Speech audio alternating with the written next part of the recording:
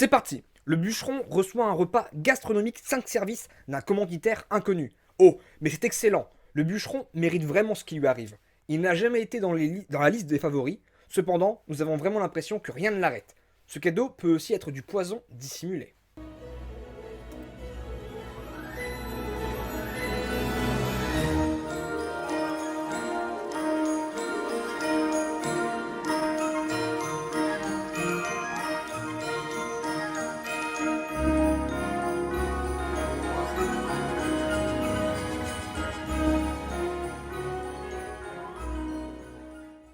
Masutameji dort par petits incréments, se réveillant à chaque petit bruit. Ce mage, très puissant, est sûrement la clé du futur.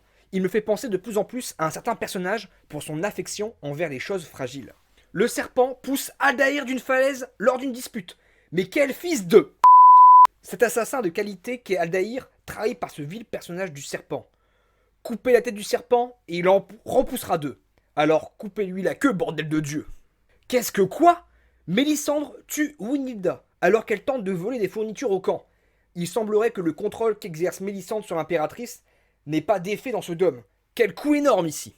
Onyx voit un feu, mais reste en place. Je suis prêt à remplacer celui-là par Tygon, je vous le jure. Darius, le mineur, et Baptistin dorment à tour de rôle, chacun espérant que les deux autres ne le trahiront pas. Petit groupe de survivalistes ici, force à eux. Dagnir et Léonidas se blottissent pour la chaleur et l'amour. Grrr. Il y en a qui profitent bien des jeux. Mais il me semble que Dagnir se blottissait déjà dans les bras de César.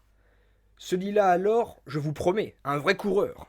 Justement, son ex, César, accompagné du passeur, dorment à tour de rôle en se faisant pleinement confiance. J'ai comme l'impression que le passeur connaît la fin des jeux, et que pour lui, ce n'est justement qu'un jeu. Pike remet en question sa raison. Encore un qui veut mourir. Bon sang, prends ton trident et va à la chasse aux monstres. Tu es tout de même un bon guerrier.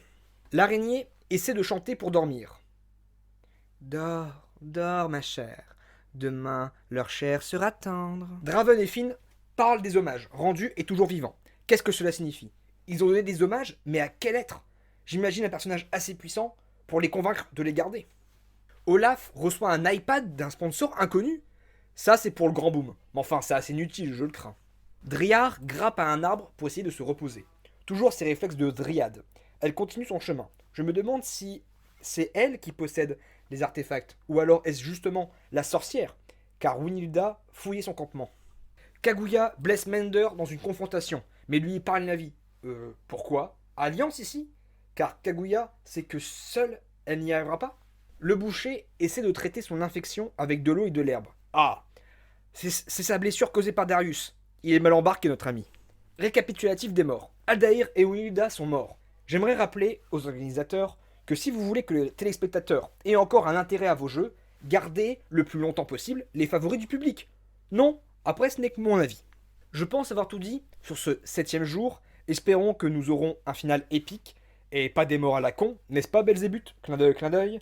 Allez, merci à tous et à la prochaine fois pour le 8ème jour.